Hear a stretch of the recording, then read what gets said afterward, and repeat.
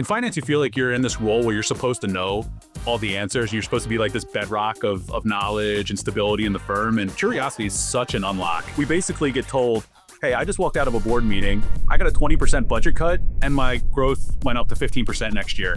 And it's just like this unsolvable physics problem in the way that traditional marketing orgs run. Like you need to do something differently. A lot of CMOs just don't have that capability to figure out, or the tools to figure out, like, how do you actually execute 20% growth at 15% less cost? So you're like, okay, Control-Alt-Delete on like Facebook spend or something. We were looking at things monthly and we weren't, like, you could feel it in your gut that things weren't going right, but you I know the feeling.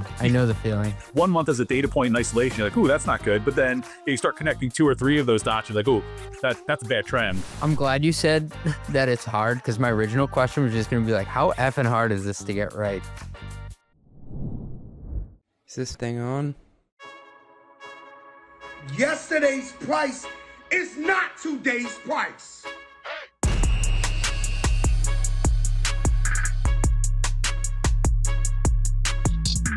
Welcome back to the Run the Numbers podcast. Today's guest is Brandon Sullivan, CFO at 2X, where he leads finance for a 1,200 person global marketing services firm, which means he's spent a lot of time figuring out how to make finance and marketing actually understand each other.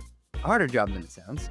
We kick off with that disconnect. Brandon shares what makes marketing spend so tricky to measure, why ROI can get fuzzy fast, and how AI and attribution are only making things murkier. He talks about the danger of cutting too deep during downturns, how to approach the chaos of martech spend, and what kinds of questions actually help bridge the gap between functions that speak different languages. Like a pipeline, baby. Then we shift to team building. Brandon pushes back on the idea that CFOs need to do it all before they're ready for the prime time. He shares his take on building a weekly reporting cadence, how working with private equity sponsors changed his operating rhythm, and why consistency beats complexity when it comes to financial visibility. We also talk about the founding story of 2X, how it was incubated inside another company, what it means to scale with 90% of your team in Malaysia and the Philippines, and the operational lessons he's learned from leading across different time zones and cultures. All this and much, much more after a short word from our sponsors. So if you listen to this podcast, you'll know that I am incredibly passionate about the FP&A space because that's the route I went to get to CFO. And I want to tell you about a tool that has exploded over the past few years. It's called Aleph. And I remember getting outbounded by them about 2.5 years ago, and I actually took the bait because they claimed to be able to do a demo with my live data, with me right there on the call. And so I had to see it to believe it. And it was the founder running demos back then. Shout out Albert, hope you're listening. And he connected my NetSuite and built my P&L using their Excel add-in in like 15 minutes. And I was really impressed. Since then, Aleph has gone on to raise money from some of the top VCs out there, and they've built an impressive roster of customers. Many of their customers have been on the podcast, like the CFO at Turo, 8 Sleep, and Zapier. They're all really big champions and supporters of Aleph like me. But it's not just an Excel add-in. Aleph also allows finance teams to work with their live cross-system data using Google Sheets and their web app. And that's cool because it gives teams the option to support a wide range of needs and workflows like budgeting, forecasting, and variance analysis. And speaking of variance analysis, they're doing some really cool things with AI-powered variance analysis. It basically allows you to figure out what's going on and why, and it takes the time that you'd usually spend from hours to minutes. It's really cool. And so I highly recommend checking them out and taking them up on that demo or trial, just like I did back in the day. And you can learn more and get started at getaleph.com/run. That is getaleph.com. aleph.com/run. Tell them CJ sent you. Morgan Stanley recently said NetSuite is under the threat of disruption. That's right, NetSuite, the you never get fired for buying it software. So what's the threat? The answer, Rillet. Rillet is the AI native ERP modern finance teams are switching to because it's faster, simpler, and 100% built for how teams operate today. It doesn't take 12 months to implement. It doesn't feel like filing taxes to use, and your accounting team will actually love it. PostScript closes the books in only 3 days. Windsurf, bet you heard of them. They run finance with just 2 people. And Rillet is backed by Sequoia Capital. Yes, that's Sequoia. Unicorns like PostScript and Windsurf and hundreds of other companies have made the switch, and they're closing books in record time.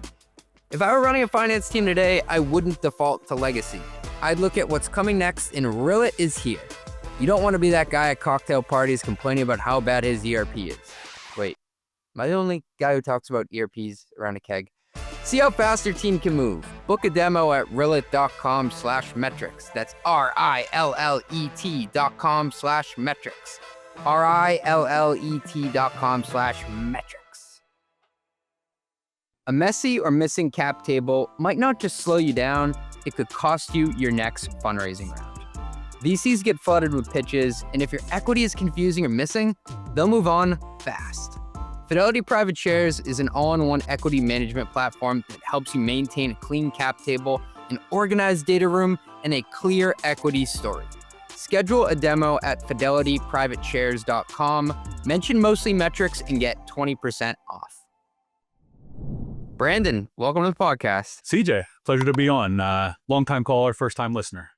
Hell yeah. It always feels very complimentary when people say like that they've listened to it before, but I always second guess myself. Like, did I say something stupid and I got this important guy on the podcast now and he's going to call me out on it? No, this is awesome. You've had a Murderers Row recently of guests, and so I'm honored to be among them. So we're going to dive deep into how marketing can team up with finance for success. And you've had quite the run at 2X. And I also know that you have experience with running private equity backed companies. So I feel like this is going to be like a confluence of like all the things that I'm passionate about. To kick things off, you've described being a CFO in a 1,200 person marketing org as being behind enemy lines. What's the biggest cultural or operational disconnect you've seen between finance and marketing? I've seen over and over in my career that there's just this natural friction between finance and marketing teams. And I think the most typical version of that duel is CFOs think marketers are just always drunk and reckless with spending. And marketers think that finance are just a massive roadblock to achieving their goals. And so there's just this always, butting heads sort of dynamic. In most studies in the topic, the CMO is generally the lowest tenured exec in the C-suite. And it's probably us finance folks that are the leading cause of death of those CMOs. And I think it's just a part of that dynamic. And so where I see the disconnect a lot of times in finance is that we like to think in terms of direct ROI. Like, I put $1 in, I expect to get 4 back, and we're simple creatures. So like, we like to be able to draw that one-to-one line on that relationship. If you think about like sales tends to be pretty clean on that front, right? I hire a rep, they get a quota, that quota comes from the overall goal. Success failure is tied to that quote. And so easy peasy. I can really make that direct linear relationship. Marketing is much cloudier. Like attribution, particularly in B2B, it can be a fool's errand. Before we hit record, we're kind of talking about some software tools. And I think about my customer journey in buying some fintech tools. And I just started listing, as I thought about it in my head, like I saw varying competitive tools in finance newsletters and Substacks, like Mostly Metrics, shameless plug. I heard about them in podcast ads. I saw them in conferences like Gartner and CFO Leadership Conference. I probably got cold emails from them.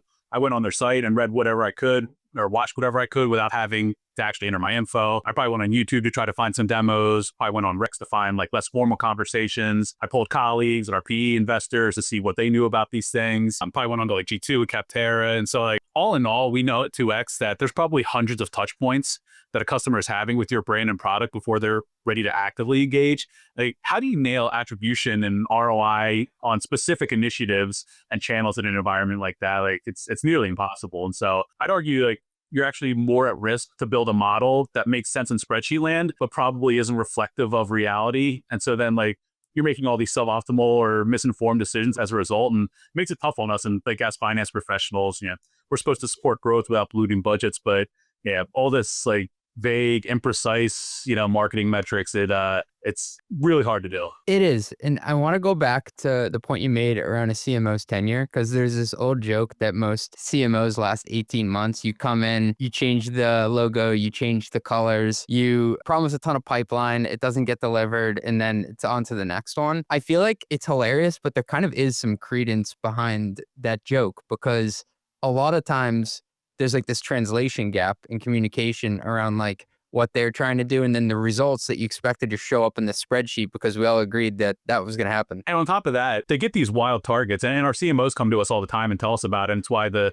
2X model is attractive. But we basically get told, hey, I just walked out of a board meeting. I got a 20% budget cut and my growth went up to 15% next year. And it's just like this unsolvable physics problem in the way that traditional marketing orgs run. Like, you need to do something differently. And that's a lot of CMOs just don't have that capability to figure out, or the tools to figure out, like, how do you actually execute 20% growth at 15% less cost, or something in that range. Okay, so this is awesome. I want to get some meat off this bone here because you've witnessed firsthand that disconnect between how a marketing team operates and how finance views the landscape. Let's go back to like, what is it about the marketing structure that makes it so opaque and difficult for CFOs to predict and measure ROI? Yeah, I mean, first it's that clear ROI linkage, right? Which I kind of mentioned right off the bat, where you've got all these individual elements of marketing spend. It's difficult to tie them directly to, pipeline and revenue outcomes when you've got increasingly extensive multi-touch journeys, and even the most advanced attribution models, I think, are imperfect a lot of times. And we're the B2B world, right? Like, the funnels in B2B are long and multifaceted. Investments in brand today probably aren't paying off for a year plus, but you need to be visible and have gravity when your ICP is in the market. And so you've got this long nature of a payoff and kind of an indirect visibility on branding and PR and investor relation type of spend. And you get this misalignment between timelines and metric management. Like in finance, we like to live in our 1 year windows, our calendar year windows, where brand investments probably live more in like that 3-year strategic timeline. And then there's siloed data and tool fragmentation, right? Like, there's dozens of martech tools in these companies and CRM systems, and it kind of bubbles up that age-old single version of the truth problem that we love in finance. It totally is. And like the timeline that it takes to surround a customer with love from like a branding perspective, and for that to turn into like a potential client, something that I've been learning because now I work with a lot of great software providers and tool providers, is that like, if you're trying to sell to a finance person, for example, and I'm sure Brandon, you've been in this position, like, you are not in the market for an ERP every single year, but you still need to be top of mind to be in the consideration set when that happens.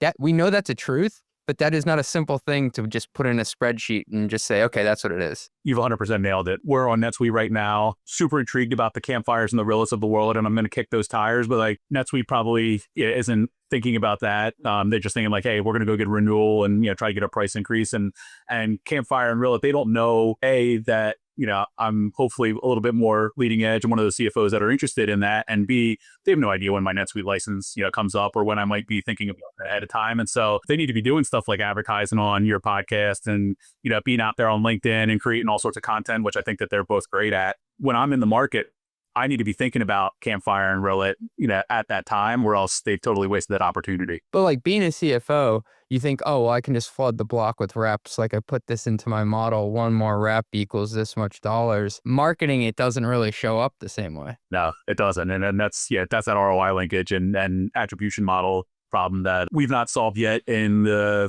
30 years of digital marketing that has existed. And I don't see a path. It's actually getting harder with LLMs and some of the other stuff that's out there. You had mentioned that the number of tools marketing has is, let's just say there's a lot of them. And it kind of feels like a black box at times, myself included. How have you learned to either navigate or just like live with this software spend mystery? You're dead on. And it's not just CFOs that feel it, like marketers feel it themselves. I saw a report recently that like 60% of marketers feel that their stack is too complex. And almost all of them believe that consolidating their tools would actually improve the outcomes. And then at the same time, Gartner just published a study that said martech vendors are seeing 33% utilization of the functionality of their tools within their companies. And so like, you've got the users saying, this is already way too complex. And then you've got the vendors saying users aren't getting the full capability out of our tools. And they're seeing an NRR problem because they're not actually delivering on the value. And so you've kind of like, it's just a mess on both sides. And so the way that we run at it is we advise CMOs to look at the entire marketing org. So part of that is marketing tech rationalization, conduct audits to inventory all the tools, the cost, the utilization. I'm sure that there's, especially the bigger the org, like there's overlapping functionalities or unused subscriptions that some guy signed up 4 or 5 years ago and they left the company and nobody, minded it. Maybe even overhaul the stack. And then the second is to actually look at the org chart. Marketing's leaned in really heavily on tech, but they've kind of been one of the last functions to adopt evolution in the org chart, where 50% of the spend probably lives within their org. That's sort of been untouched. And so many other functions have bifurcated out the strategic elements that only they can do in-house, and then outsource the execution work to more of like a managed service firms that are best in class and more efficient with the cost model. And so that's sort of how we think about it is, hey, get your martech stack right, do your audits, do your rationalizations, think about optimizing your org chart, And so keep your strategic stuff in-house and then get efficiencies with your day-to-day execution work that you shouldn't be best in class in. Like you shouldn't be best in class in knowing how to run HubSpot or Marketo or, how to scrub Zoom info, contact data. Like you shouldn't be best in the world in that. Yeah, outsource that. And if you get both of those elements right, you should be creating a bunch of budget that then you can either help solve that 15% savings while growing problem, or repurpose it into program spend and actually be delivering more value to the organization. And so that's generally how we approach that problem at 2X. Hey, thanks for listening. We'll be right back after a word from our sponsors. This episode of Run the Numbers is brought to you by Mercury, business banking for founders and finance pros who want their financial stack to actually work together. Now, I don't plug tools I don't know or intimately use. I've been a Mercury customer for a couple of years now. In fact, I showed the Mercury dashboard to their CFO, Daniel Kang, from their finance team right before we hit record on this episode. It felt like a full circle moment. And what I love most is that Mercury isn't just banking, it's operational confidence. I can send a wire to a podcast editor, I can check capital balances, and I can approve a payment for a freelancer who helped me with a tech stack report, all without bouncing across tabs or praying a PDF exported correctly. Mercury's making a bet on builders. Whether you're issuing your first invoice or wiring 7 figures for a warehouse build-out, it's banking that scales with your ambition. Visit Mercury.com to apply online in minutes and see why over 200,000, entrepreneurs choose Mercury to run their business finances smarter. Here comes my banking voice. Mercury is a financial technology company, not a bank. Banking services provided by Choice Financial Group, Column NA, Evolve Bank and Trust, members FDIC. The IO card is issued by Patriot Bank, members FDIC, pursuant to a license from MasterCard. All right, I got to get up on my soapbox for a sec here. Everybody's talking about AI-powered this and automated that. But here's the thing about revenue recognition. It's not just about moving data around. It's about getting it right, full stop. So RightRev is laser focused on one thing, RevRec that auditors actually trust. See, there's a difference between automating revenue processes and automating revenue recognition correctly. RightRev was actually built by the godfather of RevRec, who understands ASC 606 compliance, audit controls, data validation, and the flexibility needed for complex B2B contracts. We're not trying to be your billing system or your ERP. We're the revenue recognition engine that sits between your contracts and your financials, making sure every dollar is recognized correctly, on time, every time. Companies like Snowflake and Logic Monitor don't just need fast revenue reporting, they need revenue reporting that's audit ready from day one. And that's honestly where RightRev shines. And what I love about RightRev is they're not out there trying to be everything to everyone and just slap some, AI slop on top of it. While everyone is building these massive platforms that do everything in a kind of mediocre fashion, RightRev does one thing exceptionally well. They make sure your revenue recognition is bulletproof. Ready to stop gambling with your RevRec? Visit RightRev.com to see how we make complex revenue simple. That's RightRev.com, where revenue recognition actually works. Did you know that around 40% of manually processed invoices contain errors, missing data, bad codes, duplicates? And those mistakes don't just slow your finance team down, they cost you money. That's why global finance automation matters. It's not just about saving time, it's about keeping your business safe from costly errors. And that's exactly what Tipalti does. Tipalti is the serious AP solution for serious business. Tipalti automates the end-to-end payables process, handling everything from onboarding suppliers to global payouts, all so your finance team can breathe again. More than 5,000, of the world's most ambitious businesses already rely on Tipalti to make payments in over 200 countries and 120 currencies. With baked-in security and tax compliance, Tipalti gives you the confidence to scale globally without adding extra finance headcount. Give your finance team their time back. Don't let bad invoices drain good money. Visit Tipalti.com/runthenumbers. Tipalti.com/runthenumbers. Tipalti, serious AP for serious business.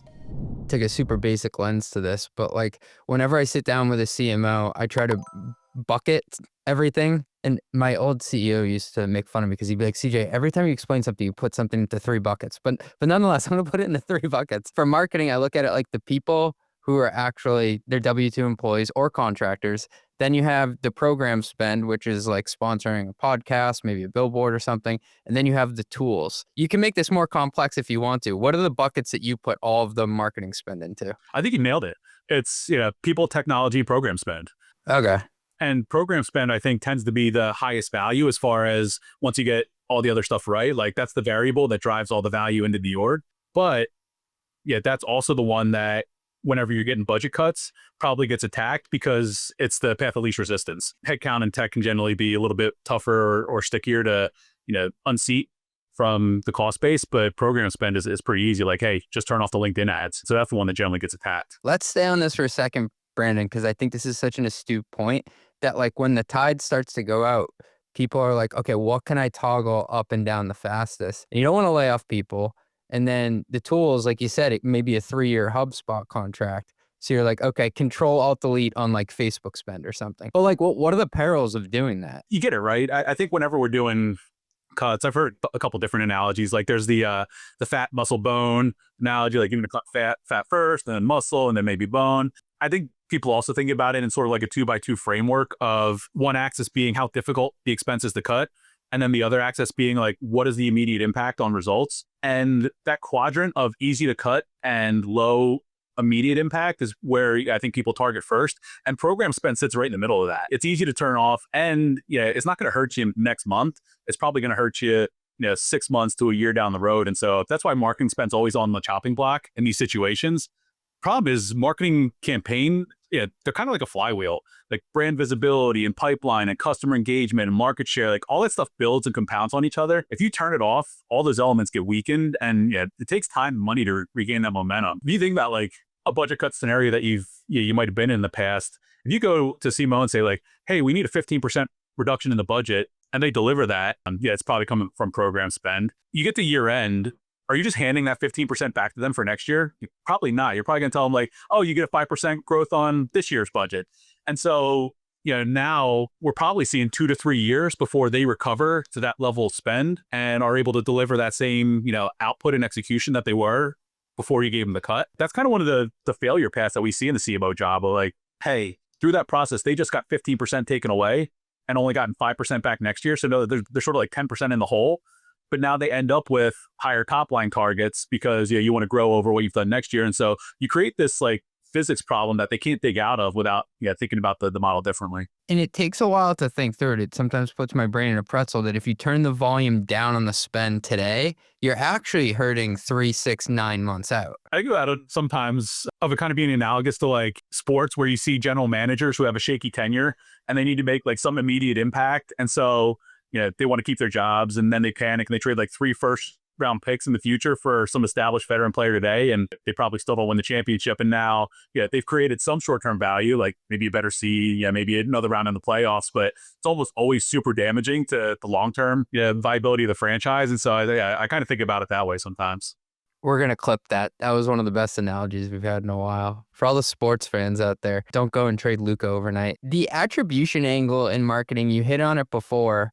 I think it's always been an issue. LLMs, though, are like throwing another wrench into this. What are you seeing over at 2X? How are people dealing with this issue? LLMs have thrown a curveball into an already difficult environment. I've converted to ChatGPT as my default search engine. I don't search on Google anymore. I just type into the address bar and it goes right to ChatGPT. And so like AI is answering all my questions for me and serving as a thought partner without vendors knowing I'm at all interested. And so we sort of talked about that ERP thing. Like I'm going to go into ChatGPT and ask ChatGPT what the best vendors are and, what are the pros and cons of all these things. And so now how you show up as a brand or product in LLMs has to be a major consideration of how you're building your brand and how you're putting content out there into the world. Like LLMs are searching content. They're not doing SEO crawls on your website.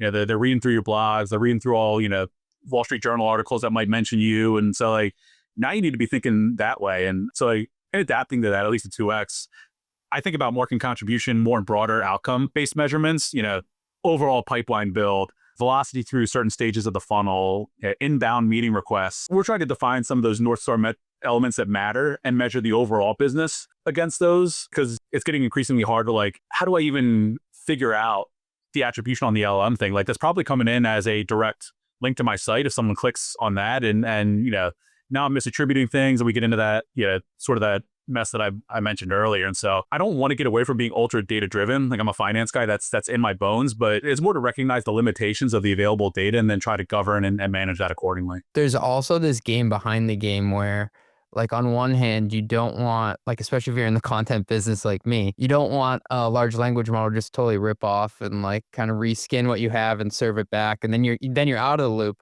But at the same time, if you're a company and let's say you're one of the companies that sponsors this podcast, you want to show up in Brandon's search. How do you convince the large language model to serve it back as like this reputable third party? How do you basically like get your info in there to be served back? We're figuring that out right now. Our CMO is actually also our head of AI, and she's built AI visibility audits. And so she's actually built this for our customers. It's like 3 weeks old. And so I don't even know how it works yet, but she's figured out a way to build an assessment using AI to understand how a brand is showing up. And so maybe I can report back More here. to come. Yeah. And don't worry, we don't expect you to know how that works as the CFO. You just got to track the impact and ROI, which also isn't an easy issue. I want to transition to talk a bit about running finance teams.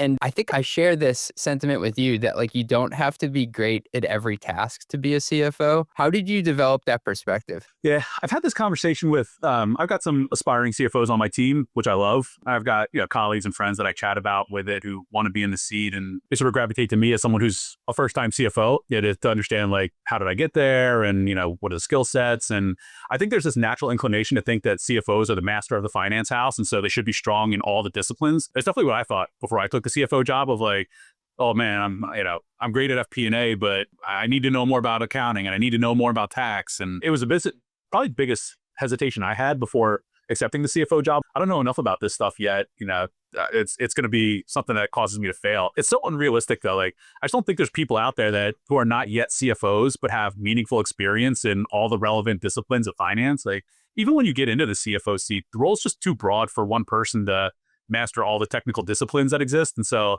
the recommendations I've been given to people that work in our org and people that I talk to is like, become world-class in the discipline that you're in, whether that's technical accounting or finance ops or M&A, and then like bring that superpower to the seat. Lean in on those spike strengths for your individual contribution and then fill in the gaps around you, whether that's internal resourcing or external advisors. And so like my superpower is FP&A. I've been given the feedback that my most valuable individual contribution at 2X is being able to see around all the corners and like advising our executive team on all the levers that we have at our disposal when we need to course correct.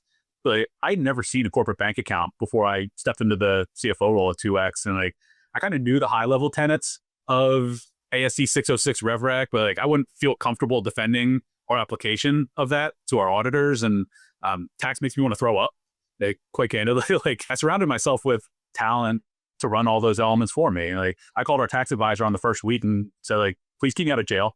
Like, I got no idea what I'm doing here. Like, please. And my first hire was a super strong controller because ASC pronouncements make me go to sleep, and I just have no interest in all of that kind of stuff. And so ultimately, every finance team should be well-rounded in all of those disciplines. I believe that, but it's not realistic for the CFO to be. And so it's the CFO's job to cultivate those skills in the org and build that. But there should be no expectation, especially for a first-time CFO, that like they're coming in and they've got the whole thing figured out. Much like you, I came up in the world, and I remember my third month on the job, first-time CFO, our longtime controllers giving me this readout on sales tax in like these 13 states that we were like, we're not looking good, Brandon. And I'm just nodding my head, acting like I know exactly what she's talking about. And I'm like, when is someone going to open the door and be like, this guy doesn't even know where Mississippi is on a map? It's crazy. We did the same thing with sales tax. And like, you would think sales tax is black and white, like, either YOSA, but then there's all this like economic nexus and bright line nexus. And like, the certain thresholds, like, oh my goodness. I have all the respect in the world for tax people and they should have jobs forever, but I don't get it in court when I want to. And that's why all these third-party advisors exist. My lawyers will tell me that none of this is tax advice, but nonetheless, like, these aren't things that you get reps at learning. Like, to your point, I only got like 6 months of treasury experience in my prior job, and that was probably 6 months more than most first-time CFOs. Yeah, but I'm sure you could build a hell of a 3-year model. I could, and that's what I leaned on at first, which is both good and bad, because sometimes you will fill your day, I think. I do not like doing stuff I'm not good at, so I had to teach myself, like, dude, you got to actually carve out some more time to lean into the things that are more painful, or you have to, put your hand up and say, I don't know how to do this, or say, I got to hire somebody quickly who knows how to do this. 100%. What was the first hire you made when you started as a first-time CFO? Controller. And so when I started, we were probably too young to have a CFO, but there was nobody. It was our founder's wife was doing all the bookkeeping, and it sort of started out like, hey, hon, can you do a few invoices for me? And then like, hey, hon, this client didn't pay us. Like, can you go chase him down? And then once he dropped the like, hey, hon, can you build my board slides? That's it. I'm out. Like, you need to go get something. And so it was probably a little early for the company to have a CFO, but at the same time, I had not been a CFO yet. And so it was kind of serendipitous timing on both ends. And yeah, I sort of fulfilled all the functions for a while. Controller, FP&A, tax, treasury, HR, legal, IT, like kind of did it all. And then the controllership function was the first one that, I knew I was weak in it. And I knew that it was going to be so important, especially with aspirations of going to a PE exit and, getting into that world, that we had to have our books buttoned up. And so that was not, something that I was going to be able to accomplish by myself. And so, selected that as my first big hire. I'm glad you brought up the role of individual contributions that were going on, because I remember telling some of my friends, like, I got a CFO job. They're like, oh, how big is your team? And they think I'm going to tell them like it's 75 people. I'm like, it's just me and a part-time bookkeeper, like at least to start. I'm like, and eventually, like, I got an FP&A person, I got a controller. We built out a BI team, and we had an FP&A team, and we had a Salesforce admin and IT, and like it built up over time. But like, from the outside, a lot of people think that these CFO roles are like you're in this ivory tower. It's like, no, dude, like I'll water the plants if I have to in the office. Like that's the type of role it is. I had a tremendous amount of discomfort probably like the first 6 to 12 months being called a CFO. I would consider myself an officer. It's the same thing you did. Like, we need to switch bank accounts. And so like I'm doing that. And we need to find a new place for our office. And so I'm doing that. And we don't have a confidentiality agreement yet. So like now I got to figure out how to make a confidentiality agreement. Like, didn't feel like a CFO job. It was kind of advanced bookkeeper, FP&A director, tax, traffic controller, like all these sort of keep the lights on functions. But it was probably 2 years before I really felt comfortable. Like, all right, I'm the CFO now. I've got a team. We've got systems. The thing is kind of built at this point. The first year, I would say like my role was half just adult in the room to sanity check, like we're not going to go out of business. And the other one was, I would call it CJ's Island of Misfit Toys. It was like, we can't give this to HR. I'm not going to give this to sales. Let's just see if CJ will take this on. And we were talking to Ed Park, who's the CFO at Daffy, and he was their first finance hire at Asana. And he said that it was a similar role for him, even at like this huge publicly traded company now. He's like, I managed 4 chefs because nobody knew where to put the chefs at the company. That's incredible. I love that. I want to talk about reporting cadences. It sounds like you're a big advocate for doing them on a weekly basis. Can you walk us through where you originally were in your reporting cadence and how you got there? Yeah, we used to run like a traditional monthly reporting cycle, prior to sort of getting in the PE world. But we learned a lesson the hard way, which is, I guess, generally how you learn the lessons. And so basically what happened was we had this 6-month investment cycle where, we decided to take the business to market. And if you've gone through those, you know how intense they can be, like banker selection, and then you got to build the teaser, and then you got to build the sim, and then you got to build the management presentation, which is 300 slides. And then you've got 50 early look meetings and 10 management meetings. And then once you select 1 or 2 final candidates, then you've got then the real work starts. Then you've got all a few months of diligence behind that, tax, financial, all that kind of stuff. And so running that process is probably a full-time job plus overtime. And because of all the effort and focus we were putting on that, I think collectively as an executive team, we took our eye off the ball on actually running the business. And maybe to compound that problem, we made an assumption that, hey, we get a PE investment, we've got this PE partner that's going to open all these doors for us, and all this pipeline's going to come flooding in. And you don't want to say no once your new PE partner that you've just gotten into bed with is now introducing you to all their friends and contacts and stuff. And so we sort of doubled down on investment of like, hey, all this business is going to come in. It didn't right away. And so like we had taken our eye off the business, bookings faltered, churn elevated, all of our margin metrics started going wonky. That pipeline lift, it came to fruition, but it needed time to develop. And so we were looking at things monthly, and we weren't like, you could feel it in your gut that things weren't going right, but I know the feeling. It's terrible. Like But we couldn't fully comprehend like what that trend was until a couple months had passed. And, 1 month as a data point in isolation, you're like, ooh, that's not good. But then you start connecting 2 or 3 of those dots, you're like, ooh, that's a bad trend. And so we got a proper and deserved chewing out from our PE firm of, sort of letting that happen. And coming out of that, we pivoted to a weekly reporting cadence. And so now we've got 52 opportunities to review and assess and make slight course corrections, rather than 12. And it took some time to get there. Like, you need to be able to execute that cadence really efficiently. Aleph has been a big help in allowing us to do that. Yeah, you can't totally bog down your finance engine. If you don't have your house in order, like that can almost become a 24/7, 365, cadence to report weekly. But once we got our data and reporting structure right, like, it became a total game changer for us. I don't think I'll ever go back. And it also just gives you like this sense of calmness and confidence in what's going on. Because I've been in your shoes before too, where like it's almost like out of sight, out of mind, because you're doing a bunch of other stuff, especially when it comes to fundraising. And like the double whammy is you probably gave them pretty optimistic targets because you wanted like a really good valuation. I've done it multiple times. And so like it's multiple things compounding. It's you take your eye off the ball, you gave them aggressive targets.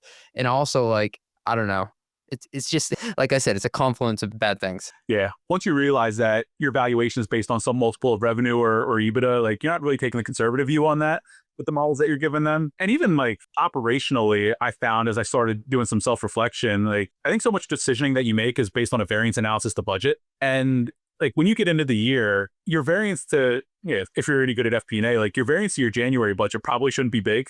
You're 1 month in, you should probably like know where that came. And so you're probably not recognizing real deviations on a monthly reporting cadence until like February or March. Just say you don't catch it till March.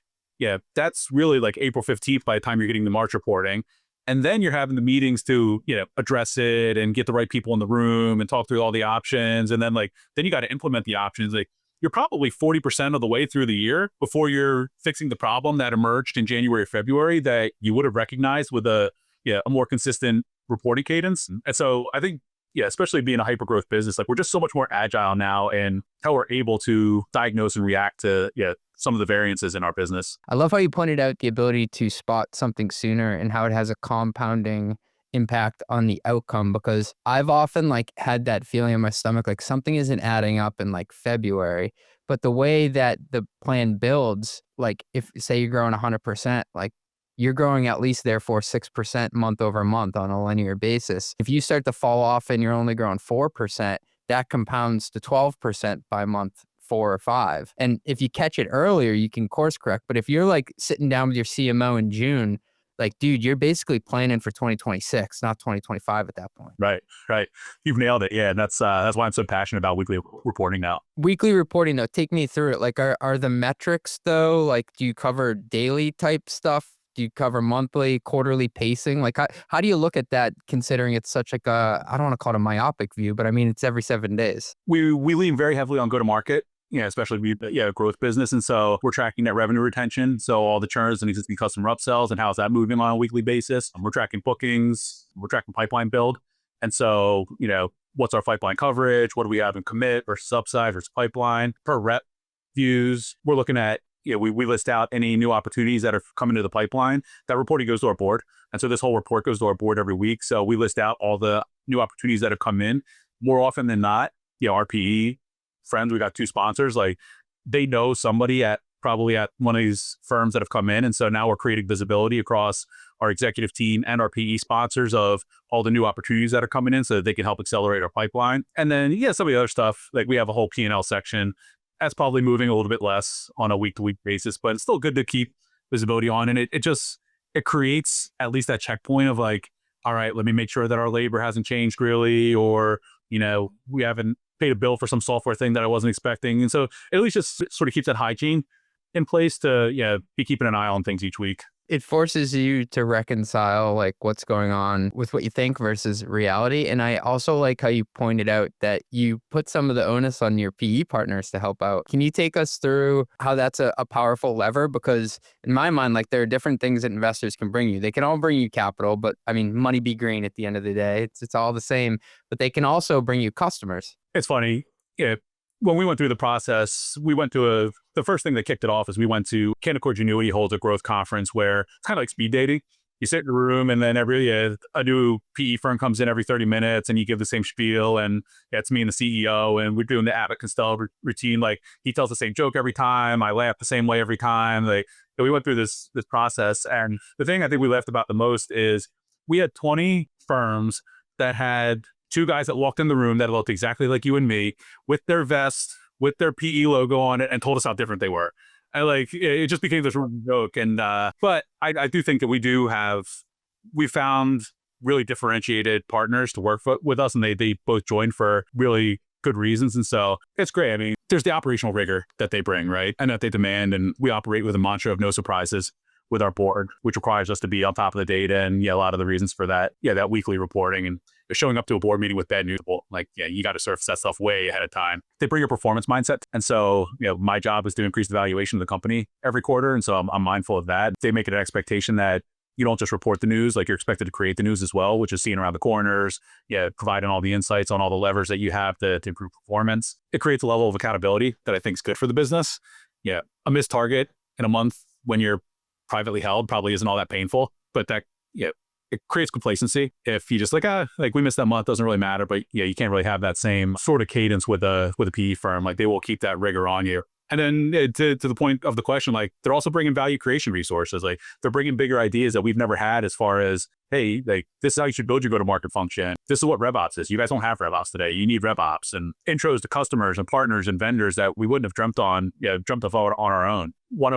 First investor, there's three partners. Like, one of them was the CEO of Cognizant. One of them, was president at Infor and Oracle, and has this incredible background. So, like, if there's a Fortune 500 CMO, like, they're probably connected to them in some way. And so, like, they totally tell us to leverage them to, help open doors or grease the skids, or, whatever analogy you want to use. And they also give us confidence to make investments that we wouldn't have had, or that we didn't have before we went PE. Like, before we went PE, every decision that we made had the underpinning that if it didn't work, the bank was going to take our founder's house. Like, he was personally guaranteed on all of our bank loans. And so, like, it sort of changes the dynamic of, like, maybe we don't need 6 sales reps. Like, let's leg in with 2 and see how that works out. And you would never do M&A, right? If it fails, your house, the first M&A we did was in the Philippines. Like, are you willing to bet your house on a company in the Philippines? We think it's going to work, but man, is that a risk?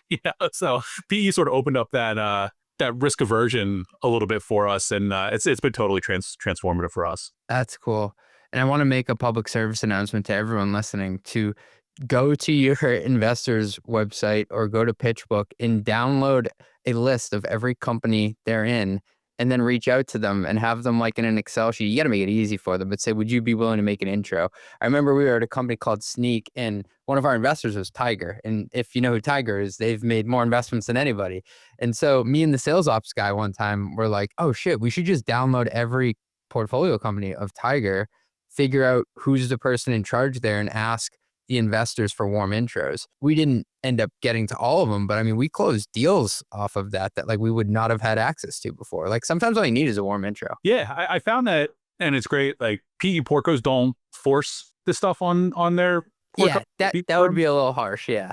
And there's some that do. There's some that are a little more aggressive and that have playbooks on, how you do this this cost takeout turnaround sort of thing, but they're very willing to make intros. And like you said, a lot of times that's all you need. Then you got to let the model speak for itself. Yeah. Like, at Parts Tech, we were an insight portfolio company. Another insight portfolio company is Tropic, who's been a great sponsor of content too.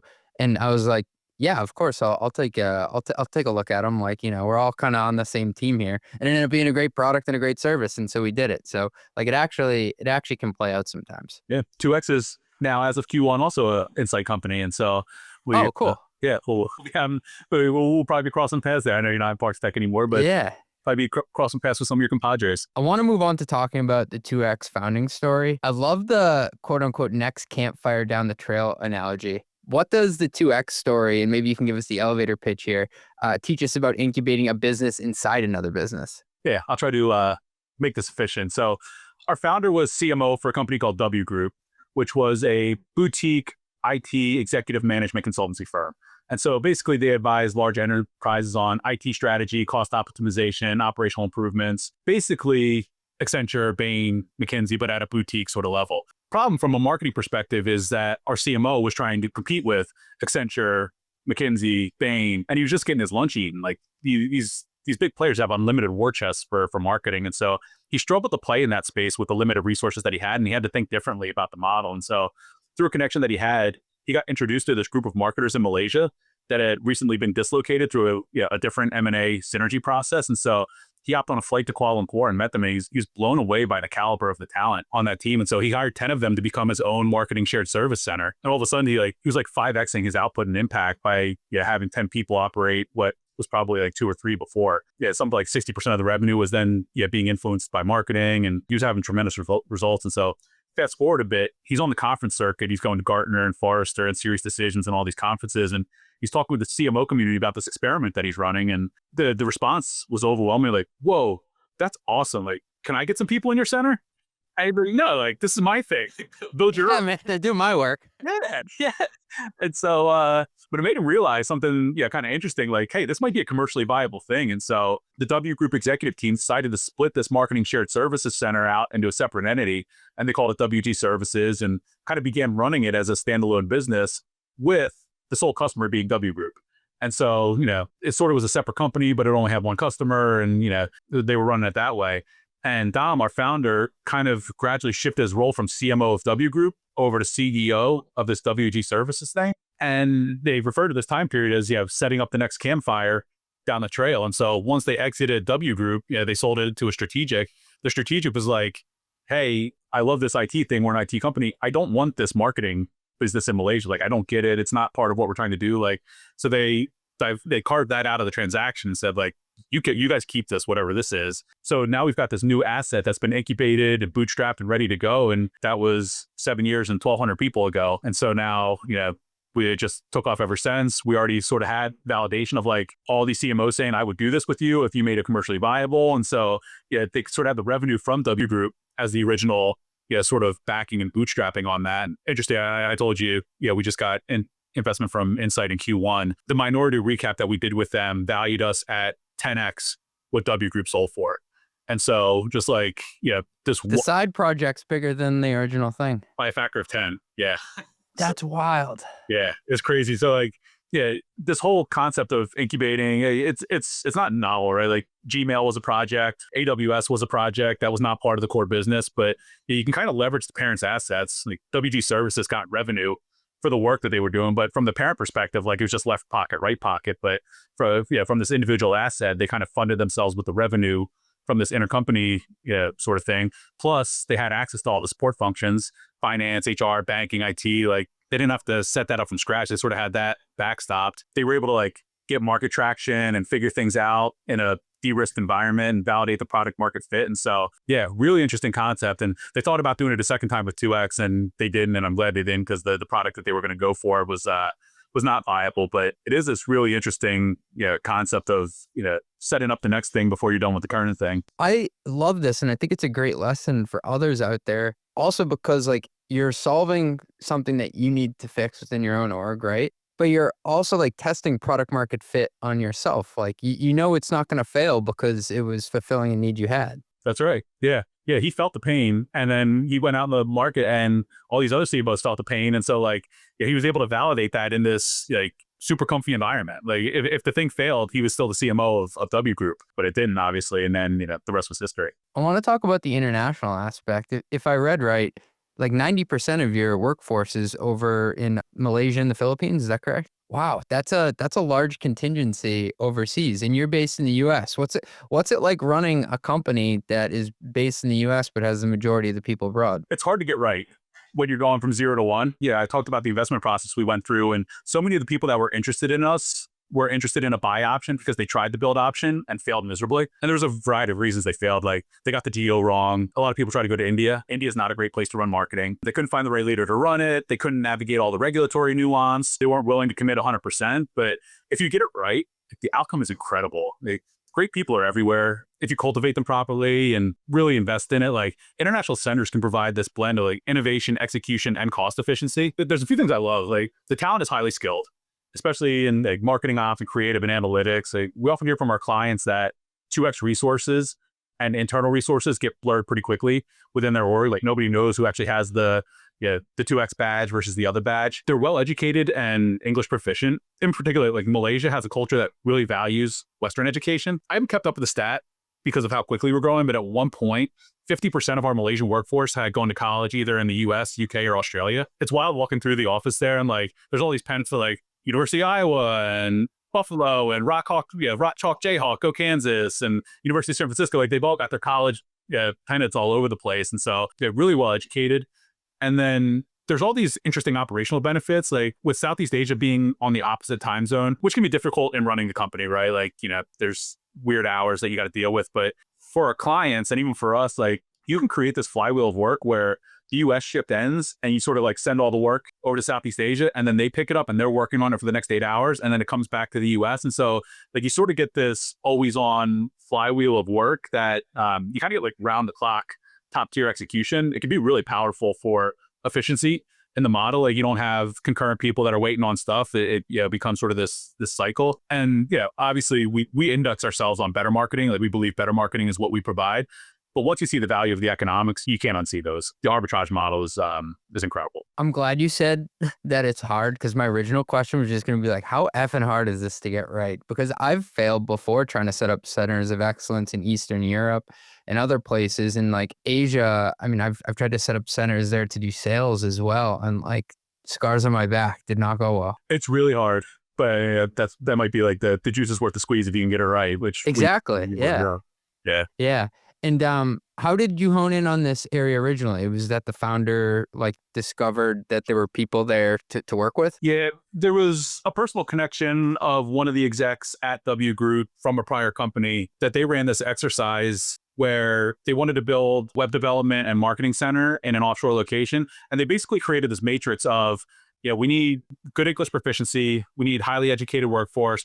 We need a big population, something 8-10 million people plus. A big young population, which you have. Young population, yep. Good infrastructure, like, they can't be having outages all the time on the other side. Good Wi-Fi. Good Wi-Fi, cost efficient, politically stable, low crime. And so like there was just this big matrix and Kuala Lumpur shot to the top.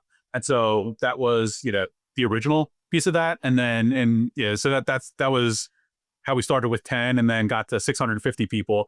And then we acquired the Philippine Center a little bit into our PE journey, which is about another 350 to 400 people now. And they've got, almost all of those same elements with some interesting pieces in that they're very US friendly and US aligned. It's a big call center market. And so they're used to working on US hours. And so that office for us actually has 24-hour shifts. We've got APAC shift, EMEA shift, and a US shift. And so that one is independently always on a flywheel, always on execution work, which is cool. And I asked how you came up with that location because I was at a company called Veeam and I was in the strategy group and we had to come up with what was called a country prioritization model. And it was all these factors that we like weighted. And one of them was political stability. Like it would be hard to like bank on, we're going to do this in like Russia or North Korea. Probably not a good bet, even if the English is really good and the Wi-Fi is okay. Like you have to go through all these considerations. And a lot of times like surprising places are rising in the rankings. Rethought about it a few times and there's like Costa Rica is becoming really popular, but the population is sort of thin there. Brazil and Colombia, become really popular, but then you got, political stability, crime, that kind of stuff that makes you a little bit nervous. Mexico is getting really popular, but English proficiency isn't as good there as it. And so like everything I think has some drawback and you got to figure out, what are you willing to live with and, what are you not for the value that you're going to get out of it. And again, we found Malaysia and the Philippines to be top of the list. And then you have the tax benefit considerations too. Like I think it was like the district of like Waterloo in Canada or like some like obscure fishing village. I remember I was on the phone with and they were trying to convince us to hire like 10 developers there. And it was basically like this arbitrage scenario. So, I mean, you end up going down these rabbit holes where it's like, how did I end up on the phone with like the Western province of Canada discussing like designer jobs? But like you end up there somehow. Yeah, that's so fun. Brandon, I'm going to take it into what we call our long ass lightning round. So you're a successful guy, but I ask everybody who comes on the pod, what's one thing you've screwed up on the job before? Yeah, I've got a fairly painful one. It was a prior PE gig, director of FP&A. It was my first budget season, most wonderful time of the year, budget season. We were coming off a tough year, but the exec team decided that they wanted to double down on go-to-market investments and try to drive revenue growth to get the top line back to the strategic plan, so that they could kind of recover the miss. And so I went through the typical zero-based budgeting process and worked with all the department heads, headcount, OpEx, key investments, like your run-of-the-mill budget process that anybody who's been in that FP&A role knows like the back of their hand. And we ended up with that J-curve model of front-loading the investments, which would ultimately pay off in the back half handsomely, and as all models do, right? Presented to the board, got it signed off, everything was great. Problem was coming off an underperforming year and then front-loading a bunch of OpEx investments on the back of a weak period. We were going to break one of the cardinal rules of PE, which is thou shalt not bust your debt covenants. And so the model that I built dropped us below our debt to EBITDA covenant for a few months. And so like really embarrassing. I had to eat crow with the board of like, hey, I know we just all signed off on this model. It actually doesn't work. We're going to blow our covenants. You don't bust your covenants. I do admit I didn't have eyes on the covenants when I was building the plan. It was the first company that I'd been in that, at least that I realized had debt covenants. I had to go back to all the department leaders that just got their fresh budgets that they were ready to execute and be like, sorry, those are going to go down by 15-20%. Let's talk about how we're going to cut those, which makes me the bad guy. So that was one of the more painful experiences I had, but lesson learned, always be mindful of your guardrails. And I bet you're extremely mindful of any sort of guardrails. Now, that's really big of you to admit, because I've been in positions like that before where there's this other factor in the room that you're not aware of because you're like so heads down of creating this beautiful plan. And then you pick your head back up and you're like, how did I not see that was there? But like, I don't know, it happens to all of us, man. Yeah, it's a little bit, you were talking earlier about, have experience in certain things and not in others. Like I worked in that FP&A role and I was a fantastic spreadsheet modeler and, I could build all the levers and contingencies and all that kind of stuff.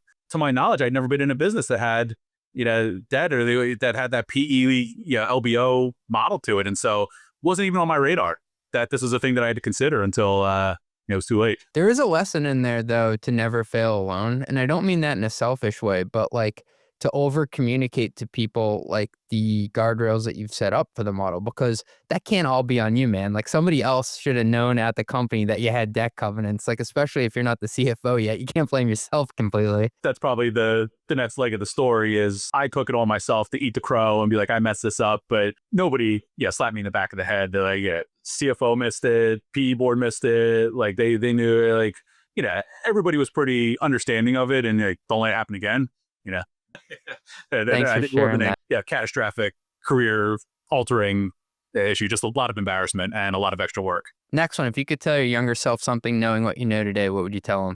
I told you I'm a listener of your pod. I love the answers that you get to this question. Learn to code was a great one. I loved, when I heard that one, I wish I would have done that at some point. I resonate a lot with the people that would tell earlier versions of themselves, like, relax, it's all going to work out. Like, don't stress so much. For me, I would try to import to my younger self to just ask the question, no matter how dumb I thought it was. Like in finance, you feel like you're in this role where you're supposed to know all the answers. You're supposed to be like this bedrock of knowledge and stability in the firm. And if you open the veil that you don't have those answers, or you don't know, something, all of a sudden you feel like your credibility goes out the window. Imposter syndrome is super counterproductive to your growth, I think, in this arena. And so curiosity is such an unlock. The truth is, like, people love answering questions and like feeling like they know the answer and being able to impart knowledge, and especially if they're knowledgeable in the subject. And so it mitigates this a little bit in today's age, but I did myself a disservice in my career. I probably stunted my growth too much by being too insecure to ask, how does this business model work? Or like, how does our product work? Or how do cap tables and waterfalls work? Like the list is endless of things that like I probably should have asked way earlier in my career and didn't figure out until like 2 or 3 years later, just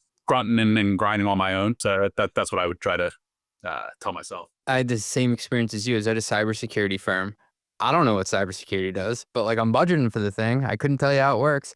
I went almost 2 years without asking a product person to sit me down like a 2-year-old and explain it. And I was so embarrassed to ask. And when I did, they were like pumped. They were like, this finance guy is interested in what I do day to day. And I'm passionate about this. I'm going to take them on like a whole tour of this. And I'm like, why didn't I just ask earlier? Like everybody here is excited to show me like what the product does and explain it to me. And it would have put me ahead, I think, in understanding the financial model. Yeah, 100%. So ask the question. Ask the question.